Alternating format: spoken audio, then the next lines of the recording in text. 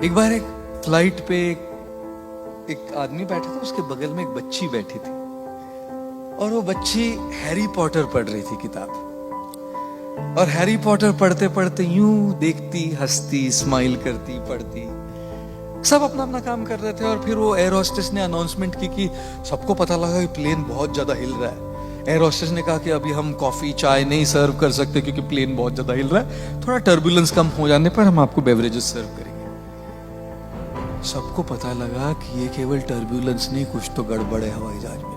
इतनी जोर से हिल रहा है, नीचे गिर रहा है जोर जोर से आसमान में। डर गए सब, चीख रहे थे, चिल्ला रहे थे, रो रहे थे।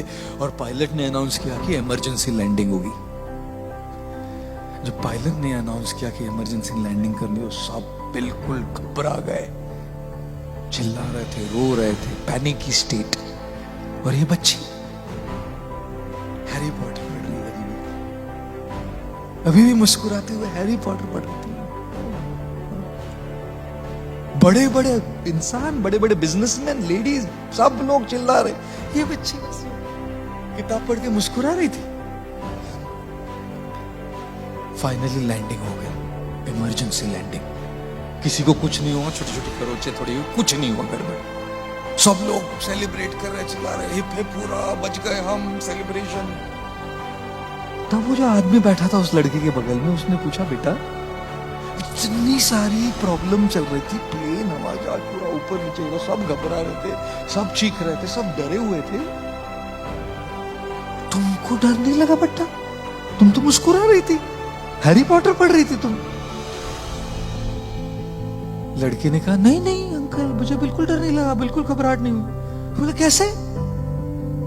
तो बच्चे ने कहा, क्योंकि इस हवाई जहाज, इस फ्लाइट के पायलट मेरे पापा है। और जब हवाई जहाज के पायलट पापा है तो मैं क्यों चिंता करूं लैंडिंग की? बाकी सबकी बात तो दूर, मेरे पापा को सबसे इंपॉर्टेंट चीज ये लगे किसी भी हालत में मेरी बेटी को सही तरीके से लैंडिंग कर। जब पापा उधर है तो मैं क्यों चिंता करूं? चिंतन क्या है कि पापा प्लेन चला रहे ना, जब पापा प्लेन चला रहे ये चिंतन है, तब फिर बच्चे को चिंता करने की क्या जरूरत है ना?